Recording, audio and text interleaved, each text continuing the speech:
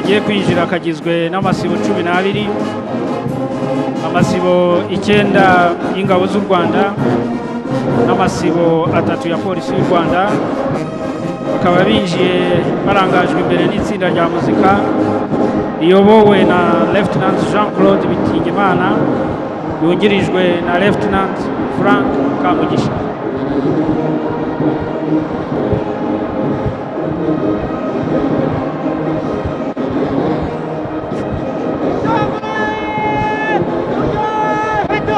Amasibo 3 muri kano karasisi agizwe n'abari n'abategarugori ba RDF na polisi.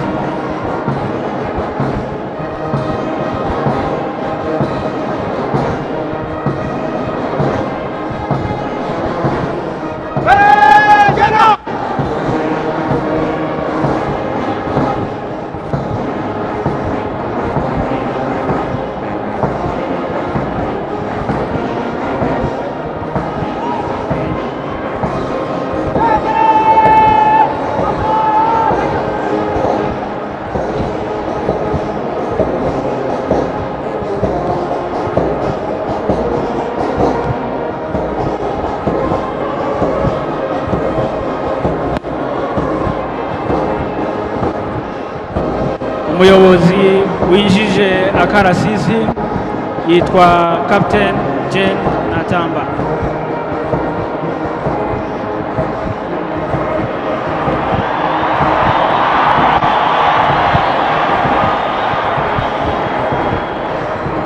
Isibo ya mbere iyobowe na Lieutenant Volion Gihozo na Lieutenant Augustin King Mudaherano.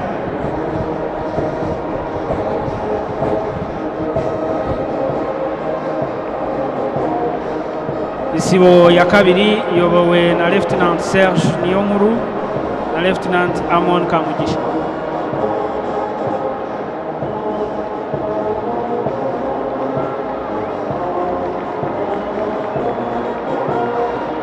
Isibo ya gatatu iyobowe na Lieutenant Daniel Niyonzima na Lieutenant Eric Habiyaremye.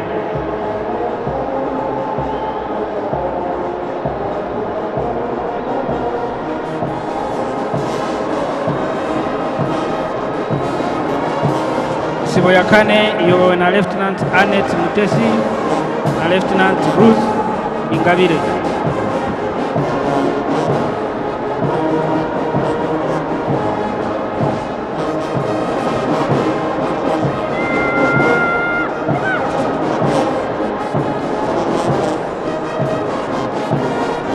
Isibo ya gatanu iyobowe na Lieutenant Delphine Ugiriwabo na Lieutenant Charlotte Witije.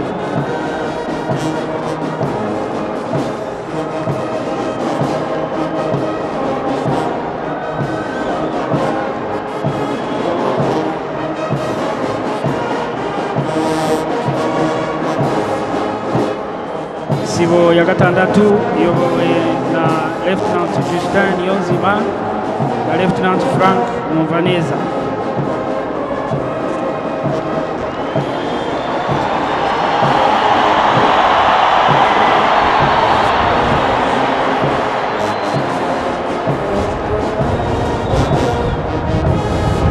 Isibo ya karindwi iyobowe na Inspector of Police Emi Motanyi na Inspector of Police David Kagaba.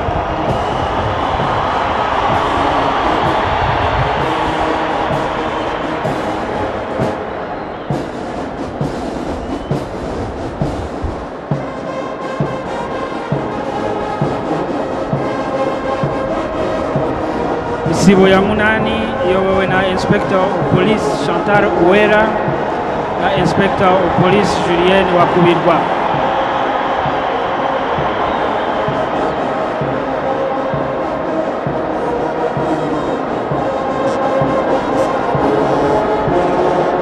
Isibo ya cyenda iyobowe na Inspector of Police Thomas Rwagasore na Inspector of Police Ronald Nyarwaya.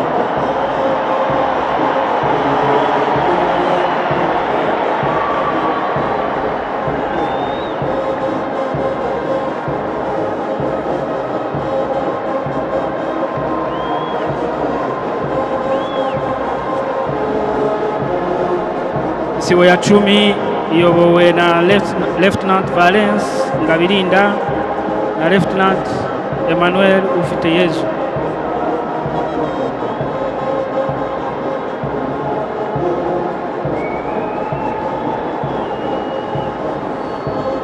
Isibo ya 11 iyobowe na Lieutenant Eric Abingabwa na Lieutenant Celestin Tuyisabe.